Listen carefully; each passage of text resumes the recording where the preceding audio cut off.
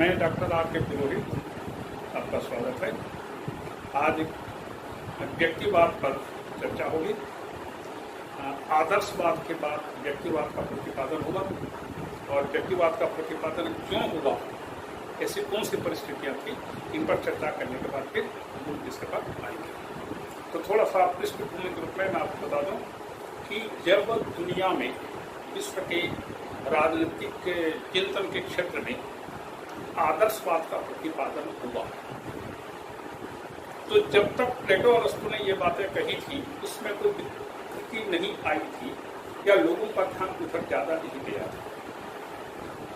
विशेष करके आधुनिक युग में, मतलब मैकियावेली के जन्म के बाद के समय, जब विभिन्न विचारकों ने आदर्शवादी बातों का प्रतिपादन करना प्रारंभ किया, उन्होंने राज्य की सर्वोच्चता को स्थापित करके व्यक्ति की स्वतंत्रता का हनन करना प्रारंभ किया विचारों से, और ये कहा कि राज्य सर्वोच्च है, व्यक्ति साधन मात्र है। तो इसका व्यावहारिक परिणाम यह निकला कि पूरे यूरोप में निरंकुश राजाओं की पाल रहा है, और ये निरंकुश राजा यह सोचने लगे कि वो ईश्वर के प्रतिनिधि हैं, वो जो कहते हैं सब सही है, और आम जनता को शासन या राजा के आदेशों का पालन करना चाहिए, और यदि कोई व्यक्ति राज्याज्ञा का पालन नहीं करता तो उसे दंडित करने का पूरा अधिकार शासक को, राजा को होता है।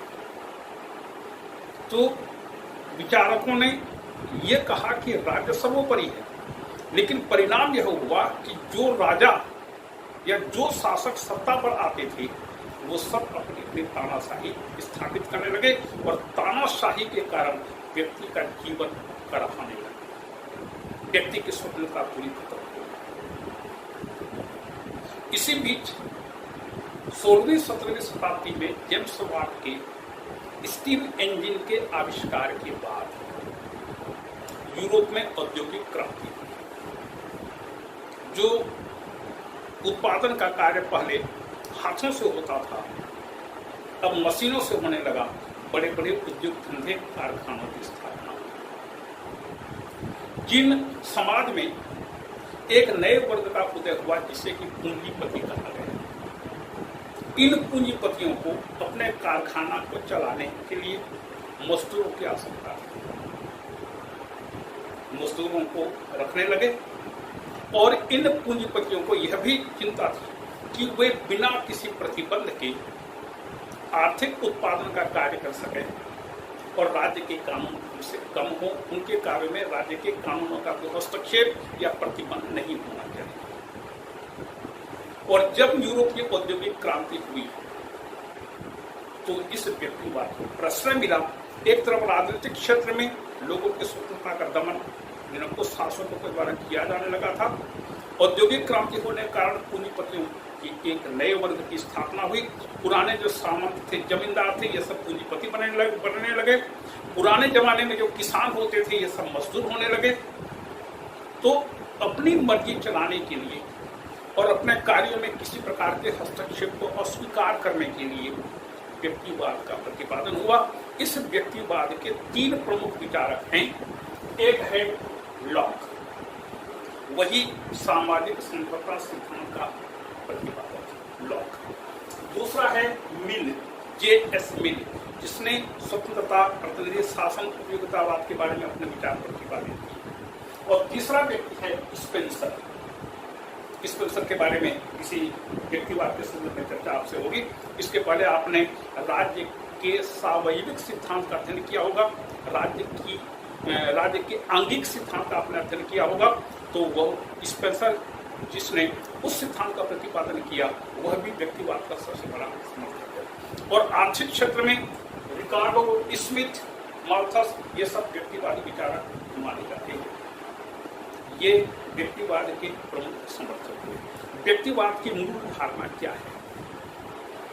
व्यक्तिवाद यह कहता है कि व्यक्ति साध्य है, राज्य साधन है। राज्य को व्यक्ति के जीवन में व्यक्ति की स्वतंत्रता में किसी भी प्रकार का हस्तक्षेप नहीं करना चाहिए। इन व्यक्तिवादियों की धारणा यह है कि राज्य के कानून व्यक्ति की स्वतंत्रता को प्रतिबंधित करते हैं, इसलिए कानून जितने कम होंगे व्यक्ति की स्वतंत्रता उतनी ज्यादा होगी। तो ये क्वांटिटी चाहते हैं, किसी प्रकार के हस्तक्षेप को स्वीकार नहीं करते और ये मानते हैं कि राज्य के कानून व्यक्ति की स्वतंत्रता को कम करते हैं, उसे प्रतिबंधित करते हैं, इसलिए राज्य के कानून कम से कम होने चाहिए। एक यहाँ पर उदाहरण देता हूं। एक बिच्छू नदी में बहते हुए जा रहा था, बह रहा था। वहां पर एक साधु नहा रहे थे। उन्होंने देखा कि बिच्छू बह रहा है, हो सकता है मर जाए, जीवन की रक्षा करनी चाहिए, प्राणी तो बहुत ही, प्राणी का जीवन महत्वपूर्ण होता है। तो उन्होंने कैसे, साधु ने देखा कि एक बिच्छू बह रहा है, तो उन्होंने बिच्छू को पकड़ा और जैसे ही बिच्छू को पकड़ा, बिच्छू ने डंक मारा, हाय कहकर उसे फेंक दिया। फिर बिच्छू आने लगा, फिर उन्होंने पकड़ा, फिर बिच्छू ने डंक मारा, फिर हाय करके फेंक दिया। लगातार ये 3, 4, 5 बार घटना घटने लगी, पुनरावृत्ति हुई। दूर नदी के किनारे एक व्यक्ति देख रहा था। उसने कहा, साधु महाराज, जब आप ये जान रहे हैं कि ये बिच्छू आपको हर बार डंक मार रहा है, तो आप इसे क्यों बचा रहे हैं? तो साधु ने कहा, ये मेरा धर्म है। और बिच्छू ने पलट करके कहा, ये मेरा धर्म है। मतलब साधु का काम प्राणियों के जीवन की रक्षा करना है, ये धर्म, ये तो सही कहा उन्होंने। लेकिन बिच्छू ने कैसे कहा ये मेरा धर्म है? अरे भाई, बिच्छू यदि किसी को प्यार भी करेगा तो डंक मार कर करेगा, और किसी को काटना भी चाहेगा तो डंक मार कर काटेगा। तो बिच्छू तो है, डंक तो मारेगा, और डंक है मतलब कि उसने जहर भी भरा हुआ है। इसी प्रकार से राज्य कोई भी काम करेगा तो वह कानून बनाकर करेगा, बिना कानून के राज्य कोई काम नहीं कर सकता। और यदि कानून है तो व्यक्तिवादी विचारक कहते हैं कि इससे व्यक्ति की स्वतंत्रता कम होती है, राज्य का हस्तक्षेप होता है, राज्य की व्यक्ति की स्वतंत्रता पर प्रतिबंध लगती है। इसलिए राज्य को चाहिए कि वह कम से कम काम करे। जैसा फ्रीमैन कहता है, यथा नाम तथा गुणी। फ्रीमैन अपने नाम के अनुरूप कहता है कि वह शासन सबसे अच्छी है जो कम से कम शासन करती है और व्यक्ति को वह सब करने देती है जो वह चाहता है। कितनी मजे की बात है। सबसे अच्छा शासन वही है जो कम से कम शासन करता है और व्यक्ति को वह सब करने देता है जैसा वह चाहता है। फ्रीमैन भी बिल्कुल फ्रीमैन है। इसी प्रकार से स्पेंसर कहता है राज्य का अस्तित्व इसलिए है क्योंकि राज्य में अपराधों का अस्तित्व है। यदि राज्य में अपराध नहीं होते तो राज्य की आवश्यकता ही नहीं थी, कानून की आवश्यकता ही नहीं। क्योंकि राज्य में अपराध होते हैं, गलत काम होते हैं, व्यक्ति का जीवन असुरक्षित होता है, इसलिए राज्य की आवश्यकता पड़ती है। तो राज्य का काम ऐसी चीजों को प्रतिबंधित करना है, न कि उपक्रम करके विकास कार्यक्रम संपादित करना। उसका काम तो विकास कार्यक्रम को संभालना या चालू करना नहीं है, उसका काम है व्यक्ति के जीवन में आने वाली बाधाओं को दूर करना। व्यक्ति के जीवन में कोई संकट आया, उस संकट को दूर करना राज्य का कार्य है। इसी प्रकार से लीकॉप कहता है राज्य का एकमात्र कर्तव्य हिंसा और छल से व्यक्ति के जीवन की रक्षा करना। हिंसा और छल से, और व्यक्ति के जीवन में राज्य का सकारात्मक हस्तक्षेप भले ही उसके हित के लिए क्यों न हो, वांछनीय नहीं है। मतलब राज्य को व्यक्ति के जीवन में कोई भी ऐसा काम नहीं करना चाहिए जो व्यक्ति को सपोर्ट करता है। यहाँ तक सपोर्ट तो सपोर्ट, उसके सहयोग के लिए भी कुछ भी काम नहीं करना चाहिए। और राज्य को चाहे उसके लाभ के लिए ही क्यों न हो, वांछनीय नहीं है। राज्य को आर्थिक व्यवस्था हाथ में लेने या नागरिकों की आर्थिक गतिविधियों पर भी प्रतिबंध लगाने को औचित्यपूर्ण नहीं कहा जा सकता। ये तीनों कथन व्यक्तिवाद की पूरी अवधारणा को स्पष्ट करते हैं। अब देखिए व्यक्तिवाद की विशेषताएं। व्यक्तिवाद की विशेषताओं में सबसे पहले राज्य एक आवश्यक बुराई, आवश्यक भी है बुराई भी है। आवश्यक क्यों है? क्योंकि व्यक्ति अकेले अपनी रक्षा नहीं कर सकता, व्यक्ति के अधिकारों का हनन होता है, उसकी स्वतंत्रता का हनन दूसरे लोग कर देते हैं। इसलिए राज्य कानून बना करके पुलिस, जेल और न्यायपालिका की व्यवस्था करता है, इसलिए राज्य आवश्यक है। बुराई है क्योंकि राज्य के कानून व्यक्ति की स्वतंत्रता को प्रतिबंधित करते हैं, कम करते हैं। तो राज्य आवश्यक भी है, बुराई। कितनी अच्छी बात है, जिंदा मुर्दा है या मुर्दा जिंदा है। राज्य एक आवश्यक बुराई है। आवश्यक इसलिए है क्योंकि व्यक्ति अपनी रक्षा खुद नहीं कर सकता। यही चीज हॉब्स भी कहता है, लॉक भी कहता है, रूसो भी कहता है। सभी विचारक इस दृष्टि से एक मत हैं कि राज्य व्यक्ति के जीवन की रक्षा करता है। व्यक्ति के जीवन की रक्षा करने के कारण राज्य आवश्यक है। लेकिन बुराई है क्योंकि वो कानून बनाकर सब काम करेगा, और कानून है मतलब व्यक्ति की स्वतंत्रता कम हो जाती है। दूसरी चीज, राज्य साधन, व्यक्ति साधन। व्यक्ति सर्वोपरि, व्यक्ति से समाज और राज्य का निर्माण होता है, इसलिए व्यक्ति सर्वोपरि है। राज्य का हित पार, राज्य चाहे जैसे भी हो कोई मतलब नहीं, लेकिन व्यक्ति का हित पूरा होना चाहिए। व्यक्ति के हित को पूरा करने के लिए राज्य साधन मांगता है, साध्य नहीं। तीसरी चीज, स्वतंत्रता। फ्रेंच भाषा में एक शब्द है laces fair, LASSAIZFAIRE, laces fair. इसको यदि हिंदी में कहा जाए तो इसको कहते हैं मुझे खुला छोड़ दो। और संस्कृत में भी इसका एक शब्द है जिसे यदभाव्यम नीति कहते हैं। यदभाव्यम, मुझे खुला छोड़ दो, मतलब आपको व्यक्ति के जीवन में, व्यक्ति के कार्यों में किसी प्रकार के हस्तक्षेप करने की आवश्यकता नहीं है। पूरा खुला छोड़ दो, खुली छूट दे दो। लेट मी अलोन, राज्य का हस्तक्षेप करने की आवश्यकता नहीं है।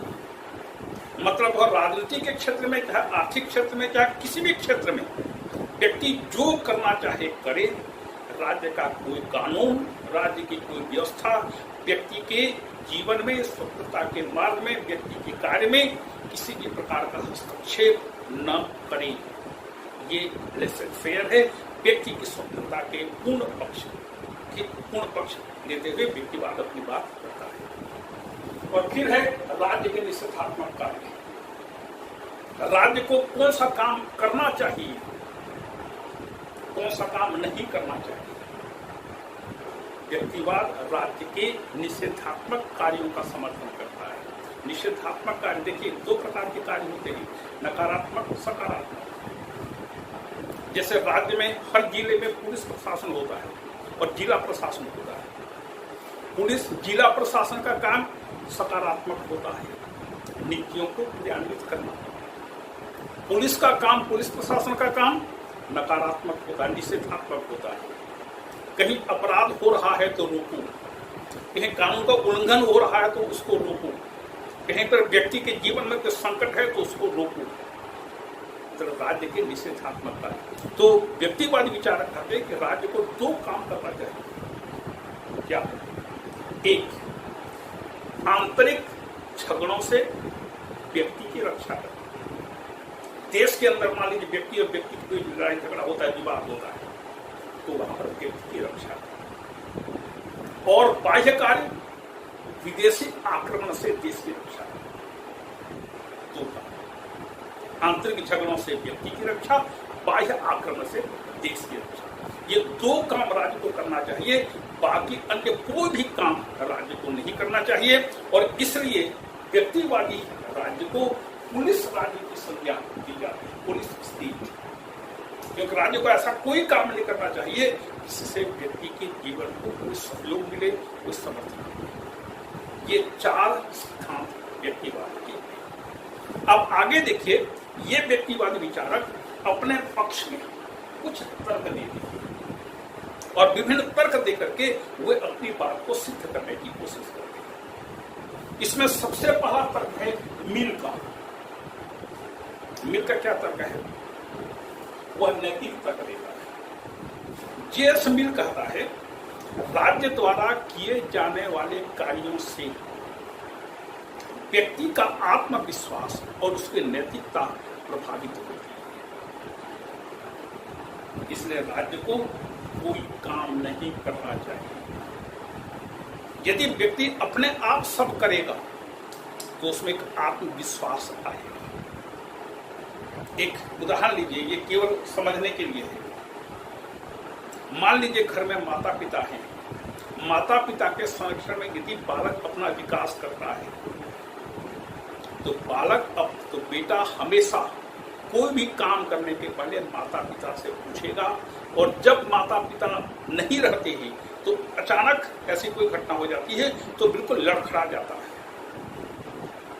लेकिन यदि कोई कोई बालक ऐसा है बचपन में ही माता पिता का संरक्षण नहीं है तो उसमें बचपन से ही आत्मविश्वास की भावना आएगी, क्योंकि उस पर पूरे परिवार के संचालन की जिम्मेदारी। ये केवल उदाहरण है और कुछ नहीं है। मतलब यह हुआ कि यदि आप कोई भी काम करने के पहले किसी से पूछते हैं, अनुमति लेते हैं, चर्चा करते हैं, मतलब उतना आत्मविश्वास नहीं है जितना होना चाहिए। मिल कहता है कि यदि राज्य सब काम करना शुरू करे तो व्यक्ति की नैतिकता का विकास नहीं हो सकता। नैतिकता का विकास स्वतंत्रता के वातावरण में होता है, कानूनी वातावरण में नहीं हो सकता। इसलिए कि जैसे कहते हैं, respect is not demanded, it is commanded. सम्मान, नमस्ते मांगा नहीं जाता, दिया जाता है। नैतिकता, यदि हम अपने किसी बड़े व्यक्ति को देखते हैं तो उनका अभिवादन करना ये हमारे मन से उत्पन्न होता है। यह भावना मन से उत्पन्न होती है कि हम अपने उस सम्मानीय व्यक्ति का सम्मान करें, अभिवादन करें, नमस्कार करें। कोई कहेगा कि इसको प्रणाम करो तो गलत चीज है। तो नैतिकता का विकास स्वतंत्रता के वातावरण में होता है, खुले वातावरण में होता है। प्रतिबंधात्मक या कानूनी प्रतिबंध के वातावरण में व्यक्ति की नैतिकता का न तो विकास होता है, न ही उसमें आत्मविश्वास होता है। इसलिए राज्य को कोई भी काम नहीं करना चाहिए। दूसरा तर्क ये अर्थशास्त्र देते हैं, आर्थिक तर्क देते हैं। आर्थिक तर्क देते हुए व्यक्तिवादी विचारक कहते हैं, रिकार्डो, स्मिथ, ये सब, कि यदि खुली प्रतियोगिता होगी, यदि राज्य का कानून नहीं रहेगा तो पूंजीपतियों के बीच, उद्योगपतियों के बीच खुली प्रतियोगिता होगी, ओपन कंपटीशन। और यदि खुली प्रतियोगिता होगी तो जनता को, उपभोक्ता को अच्छी से अच्छी चीजें मिलेंगी, उपलब्ध रहेंगी बाजार में। आप 1991 के पहले के भारत के मार्केट को देखिए और 1991 के बाद में जो मार्केट की स्थिति आज है उसको देखिए। पहले क्या होता था? पहले जैसे परिवहन के क्षेत्र में केवल स्टेट ट्रांसपोर्ट चला करती थी, गवर्नमेंट का स्टेट ट्रांसपोर्ट, राज्य परिवहन निगम चला करता था, और वो बसें अधिकांश खटारी चलती थी। उसी में आपको बैठने के लिए बाध्य होना था। कोई प्राइवेट बस नाम की चीज नहीं हुआ करती। इसी प्रकार से हर क्षेत्र में देख लीजिए, कार के क्षेत्र में देख लीजिए, 2 कार या 3 कारें थी, एम्बेसडर एक या एक पद्मिनी प्रीमियर, ये 2-3 कारें थी बस, उससे ज्यादा कुछ नहीं। कार खरीदना मतलब वही खरीदना। स्कूटर खरीदे कर बजाज की स्कूटर लिमिटेड था, कोई चॉइस नहीं था। 1991 के बाद जब नई आर्थिक नीति को स्वीकार किया गया, आज देखिए मार्केट में परिवहन की स्थिति क्या है। हर 6-6 महीने में नया नया मॉडल मार्केट में आ जाता है। न केवल परिवहन के क्षेत्र में, अपितु व्यक्ति के जीवन में जितनी भी चीजों की आवश्यकता है, इन सभी क्षेत्र में आज इतना ज्यादा कंपटीशन हो गया है कि आप सोच नहीं सकते कि ये स्थिति यहाँ है। और व्यक्ति के सामने चॉइस, उसका विकल्प बहुत ज्यादा विस्तृत हो गया है। देखते हैं ना मार्केट में देखते हैं ना, 2 के साथ 1 फ्री, 3 के साथ 2 फ्री, 90% डिस्काउंट। क्या है उपभोक्ताओं को लुभाने का तरीका, ओपन कंपटीशन है। तो आर्थिक तर्क देते हुए कहते हैं कि खुली प्रतियोगिता होगी तो व्यक्ति को, उपभोक्ताओं को अच्छी से अच्छी चीजें कम से कम कीमत पर प्राप्त हो जाए। आज जो चीन हमारे किचन और बेडरूम तक जो प्रवेश कर चुका है, क्यों? कम से कम कीमत पर आपको उपलब्ध करा देता है। और वही चीज यदि भारत में बनेगा या कोई दूसरा देश बनाएगा तो उससे कम 5 गुना अधिक कीमत पर वो चीज मिलेगी। और यही कारण है कि आजकल एक नई संस्कृति उत्पन्न हो गई है, यूज एंड थ्रो, उपयोग करो फेंको। कई बार स्थिति तो यह आती है कि थ्रो बिफोर यूज। पहले जब, अभी तो आजकल CFL वगैरह बहुत ज्यादा बल्ब आ रहे हैं। जब चीनी मार्केट, जब चीनी CFL पहले आता था तो उसमें ये होता था, यदि दुकानदार ने बल्ब का टेस्ट करके आपको दे दिया, फिर आप उस बल्ब के संरक्षक हो गए। मान लीजिए घर पहुंचे तक बल्ब फ्यूज हो गया तो गया आपका पैसा, डूब गया। ये यूज एंड थ्रो के लिए। तो खुली प्रतियोगिता में उपभोक्ताओं को अच्छी से अच्छी चीजें कम से कम कीमत पर उपलब्ध होती हैं। इसलिए आर्थिक तर्क देते हुए ये अर्थशास्त्री कहते हैं कि आर्थिक क्षेत्र में राज्य को कोई प्रतिबंध नहीं लगाना चाहिए और पूंजीपतियों को किसी भी प्रकार से अपने चीजों का उत्पादन करने, किसी भी कीमत पर बेचने की पूरी छूट मिलनी चाहिए, पूरी सुविधा मिलनी चाहिए। उद्योग के क्षेत्र में, आर्थिक क्षेत्र में राज्य का कोई प्रतिबंध नहीं होना चाहिए। तीसरा है प्राणी वैज्ञानिक तर्क। इस तर्क को स्पेंसर पेश करता है और इसे प्रायः कोई भी व्यक्ति स्वीकार नहीं कर सकता। प्राणी वैज्ञानिक तर्क स्पेंसर देता है। एक दूसरे प्रकार का वह तर्क देता है। बातें कहता है, ठीक है, देख लीजिए, आप ये सुन लीजिए। स्पेंसर कहता है कि प्रकृति और प्राणियों के बीच निरंतर संघर्ष करते रहता है। इसे जीवन संघर्ष कहते हैं, लाइफ स्ट्रगल। और इस जीवन संघर्ष में वही प्राणी जीवित बचता है जो अपने आप को प्रकृति के अनुकूल समायोजित कर लेता है। स्पेंसर के पहले डार्विन ने विकासवाद का सिद्धांत प्रतिपादित किया था। डार्विन से प्रेरित होकर के स्पेंसर ने इस सिद्धांत को आगे विकसित किया। डार्विन कहता है, उसने वो अध्ययन करने के लिए एक टापू में गया। तो टापू में उसने देखा कि वहां पर ऐसे रंग के कबूतर उसे दिखे जो वहां के चट्टानों के रंग से मेल खाते थे। तो उसने जब इसका अध्ययन करना और पता लगाना शुरू किया, जब रिसर्च किया उसने, तो उसको ये पता चला कि उस टापू में भी पहले अनेक प्रकार के रंगों के कबूतर मिलते थे, लेकिन शिकारियों ने उन कबूतरों को मारना शुरू किया जो चट्टानों में अपने आप को छुपा नहीं पाते थे। और जिन कबूतरों का रंग चट्टानों के रंग के अनुकूल होता था, वे कबूतर चट्टानों में अपने आप को छुपा लेते थे, लेकिन जो दूसरे रंग के कबूतर थे वो अपने आप को छुपा नहीं पाते थे। परिणाम स्वरूप शिकारी उनका शिकार करके खत्म कर देते थे। ये जीवन संघर्ष है और इस जीवन संघर्ष में वही व्यक्ति, वही प्राणी जीवित बचता है जो अपने आप को योग्यतम साबित करता है। सर्वाइवल ऑफ द फिटेस्ट, योग्यतम की विजय। प्रकृति और प्राणियों के बीच इस संघर्ष में योग्यतम की विजय होती है और जो अपने आप को विजय, जो अपने आप को योग्यतम साबित नहीं कर पाता, उसकी मृत्यु हो जाती है, उसका खात्मा हो जाता है। इस तथ्य को स्पेंसर स्वतंत्रता के क्षेत्र में, व्यक्तिवाद के क्षेत्र में लागू करते हुए कहता है कि राज्य को कोई काम नहीं करना चाहिए।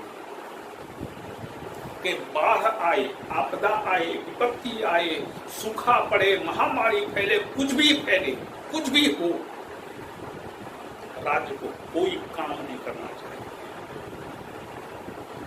परिणाम क्या होगा? लोग मरेंगे।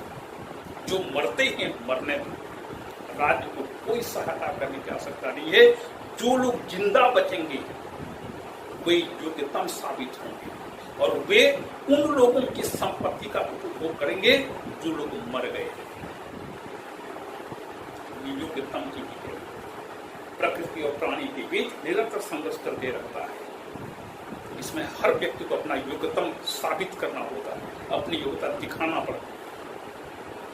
देखिए, कंपटीशन जो मार्केट में हो रहा है, जो मार्केट में जो कंपटीशन होता है उसमें भी वहां पर योग्यतम की विजय है। जो अपने आप को अन्य के ऊपर स्थापित कर सके वही कंपनी जीवित रहती है, दूसरी कंपनियां खत्म हो जाती हैं। तो स्पेंसर प्राणी वैज्ञानिक तर्क देते हुए कहता है कि राज्य को कोई काम करने की आवश्यकता नहीं है। व्यक्ति करेगा, व्यक्ति अपनी क्षमता खुद हासिल करे, व्यक्ति खुद जिए, राज्य को कुछ करने की आवश्यकता नहीं। और चौथा है राज्य की योग्यता का। अभी तक का हमारा अनुभव यह है कि राज्य ने जो भी काम किया उसमें वो फेल साबित हुआ।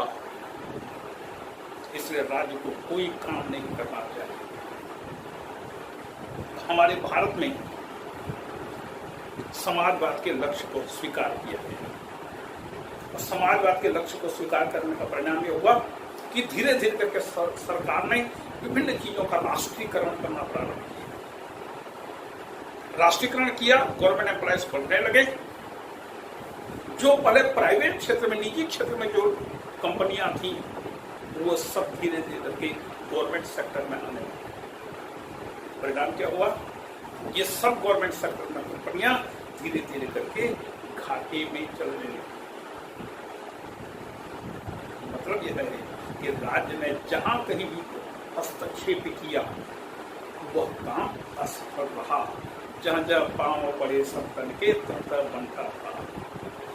इसलिए राज्य चूंकि कोई भी काम सफलतापूर्वक नहीं कर पाता, इसलिए राज्य को कोई काम नहीं करना चाहिए और व्यक्ति को खुली छूट देनी चाहिए कि वो जो काम करना चाहिए करे।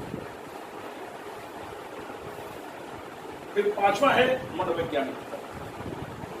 मनोवैज्ञानिक तर्क देते हुए व्यक्तिवादी विचार रखते हैं व्यक्ति में संपत्ति संचय करने की प्रवृत्ति होती।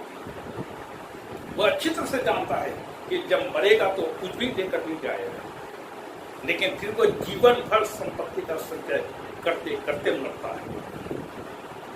और यदि किसी के संपत्ति को छीना जाता है मतलब उसके मर्म पर प्रहार किया जाता है। तो राज्य को किसी प्रकार से ऐसा कोई काम नहीं करना चाहिए जिससे व्यक्ति की संपत्ति प्रभावित होगी। हाँ, टैक्स ले सकती है, टैक्स भी लिमिटेड देना चाहिए। तो व्यक्ति में संपत्ति संचय करने की प्रवृत्ति होती है और ज्यादा से ज्यादा व्यक्ति संपत्ति संचय करना चाहता है। खुले वातावरण, खुली प्रतियोगिता में व्यक्ति ज्यादा से ज्यादा संपत्ति संचय कर सकता है। और आखिरी है तर्क का, अनुभव का। अभी तक का हमारा यह अनुभव रहा है कि राज्य ने जहां जहां भी काम किया वहां पर वह असफल रहा। जैसे मैं भी थोड़ी देर पहले राज्य परिवहन का उदाहरण दिया। 1965 या 66 में राज्य परिवहन की स्थापना हुई। तब से लेकर के 2003 या 4 तक, जब तक हमारे छत्तीसगढ़ में, पहले मध्य प्रदेश का नाम था, उसके बाद छत्तीसगढ़ बना, तो मध्य प्रदेश में अजीत जोगी के शासनकाल में राज्य परिवहन निगम को समाप्त कर दिया गया और परिवहन का निजीकरण कर दिया गया।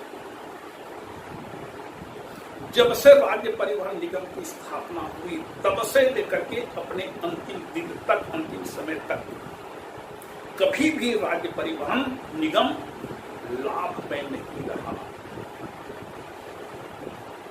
जबकि पूरे प्रदेश में एकमात्र राज्य परिवहन निगम का एकाधिकार, कोई कंपटीशन नहीं था। कोई भी बस खाली नहीं चलती थी। जितनी निर्धारित सीट थी उससे डबल लोग वहां पर बैठते थे। लेकिन कभी भी राज्य परिवहन निगम लाभ नहीं दे सका। और उतने ही टिकट दर में जब अपने छत्तीसगढ़ में परिवहन का निजीकरण किया गया, तो आज देखिए प्रायः हर 6 महीने साल भर में प्रत्येक बस मालिक एक नई गाड़ी ले आता है। क्यों? राज्य अयोग्य। राज्य का काम शासन करना है, शासन करे, व्यापार करना नहीं। और जहां राज्य ने आर्थिक क्षेत्र में हस्तक्षेप किया, व्यापार करने का काम किया, निश्चित रूप से वह असफल होगा। तो इस प्रकार से ये कितने तर्क दे करके व्यक्तिवादी अपने बात को सामने रखने का प्रयास करते हैं। अब आगे देखिए आलोचना। जब तक राजनीतिक विज्ञान में आलोचना नहीं होती तब तक असली मजा नहीं आता। तो देखिए आलोचना। पहला है राज्य बुराई नहीं। व्यक्तिवादी कहते हैं राज्य एक आवश्यक बुराई है।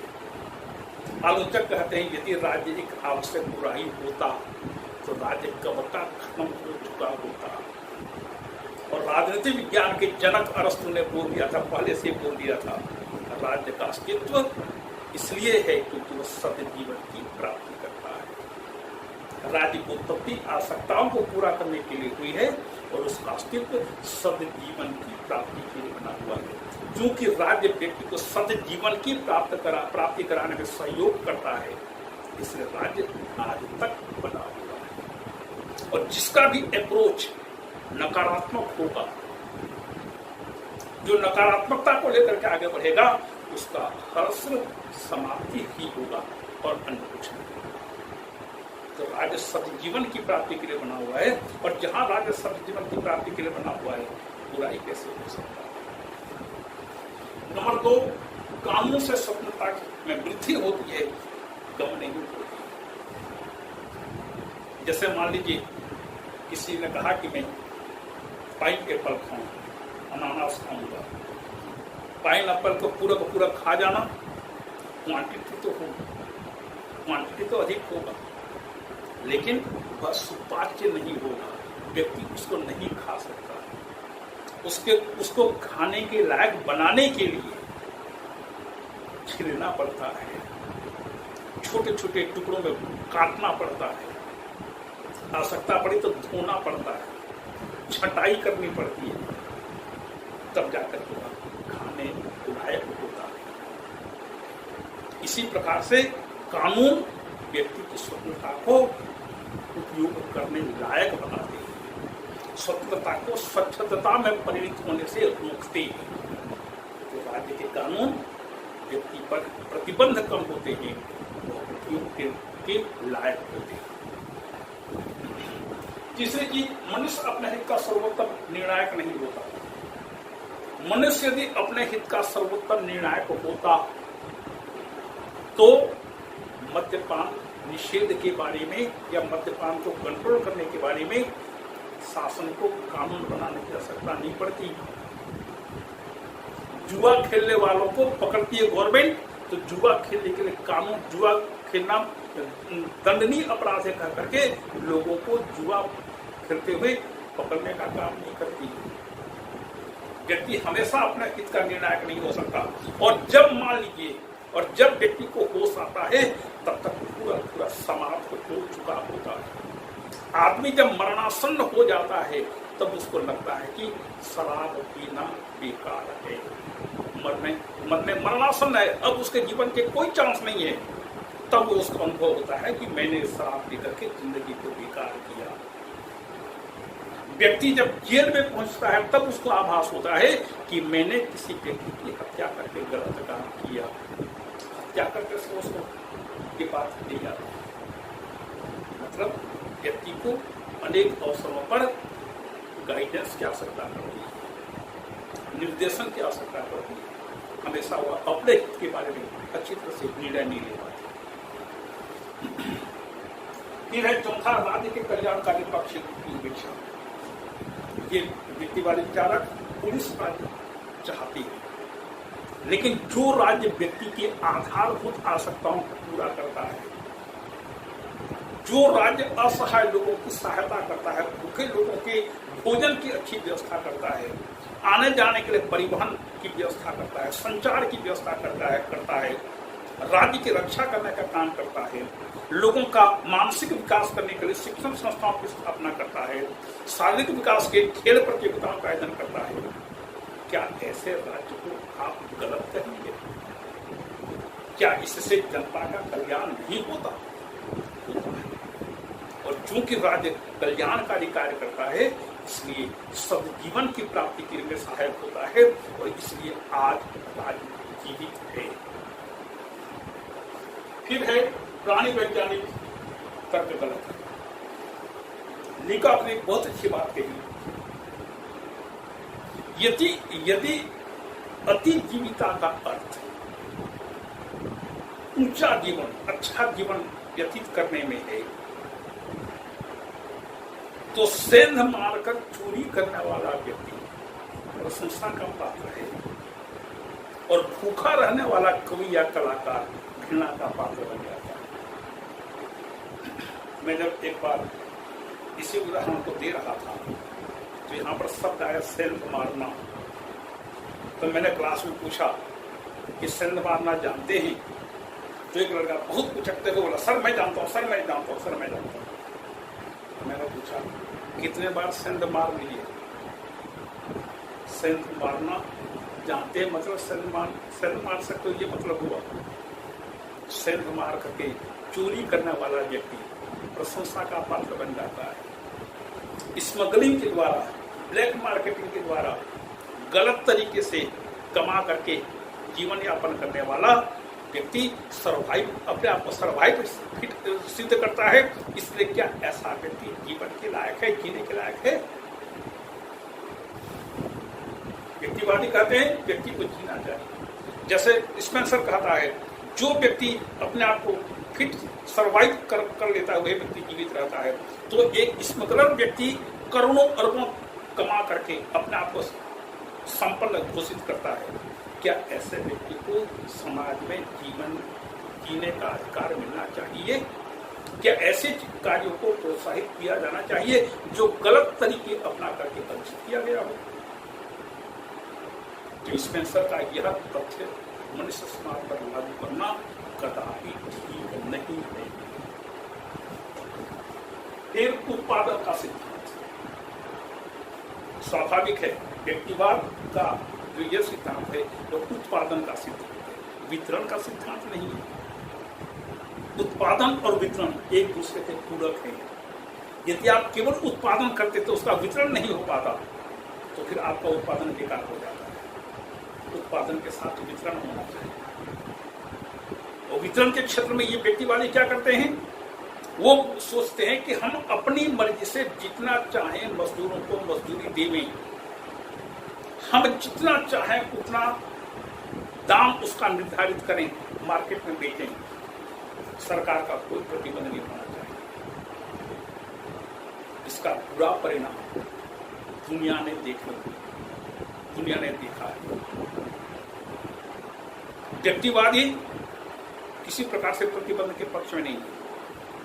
परिणाम यह हुआ कि आर्थिक क्षेत्र में भी प्रतिबंध खत्म। राज्य चुपचाप देख रहा है, अत्याचार हो रहा है, गलत हो रहा है, पूंजीपतियों के द्वारा मजदूरों का भरपूर शोषण हो रहा है, लेकिन राज्य के हाथों को बांध दिया गया है। राज्य कुछ नहीं कर सकता। परिणाम ये क्या करते हैं? पूंजीपति और ज्यादा प्रोडक्शन करते हैं। प्रोडक्शन करते हुए ये व्यक्तिवादी अपने राज्य की मंडियों पर एकाधिकार कर लेते हैं। उसके बाद ये अंतरराष्ट्रीय मार्केट में पहुंचते ही वहां पर भी वे मंडियों पर अधिकार कर लेते हैं, और इस प्रकार से वे अंतरराष्ट्रीय मंडियों पर अधिकार करके विभिन्न देशों के व्यापार प्रणाली पर अपना अधिकार कर देते हैं। और फिर ये जो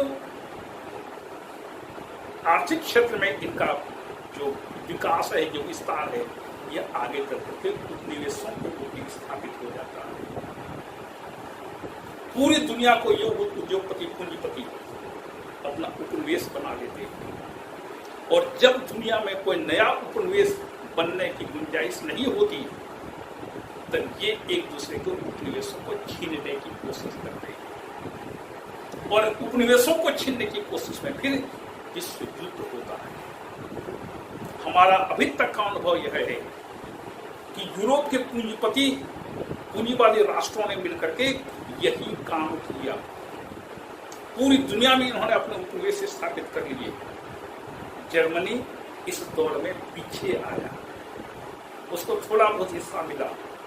और जब जर्मनी ने देखा कि अब नया उपनिवेश दुनिया में बनाने की गुंजाइश नहीं है, तो उसने उपनिवेशों को छीनने के लिए प्रथम विश्व युद्ध शुरू किया।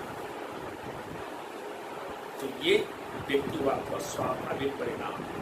इसलिए प्रथम और द्वितीय विश्व युद्धों के लिए व्यक्तिवादी विचारधारा को जिम्मेदार माना जाता है। साम्राज्यवाद, अभी इसकी चर्चा हो गई। वो अपना सामान बेचने के लिए भारत में जब अंग्रेज आए थे, क्यों आए थे? व्यापार करने। व्यापार करते करते उन्होंने व्यापारिक केंद्रों की स्थापना की। एक आर्थिक कंपनी, ईस्ट इंडिया कंपनी राजनीतिक कंपनी बन गई। और राजनीतिक कंपनी बनकर उसने पूरे 200 वर्षों तक भारत में अंग्रेजों ने शासन किया। तो ये इससे साम्राज्यवाद को प्रोत्साहन मिलता है।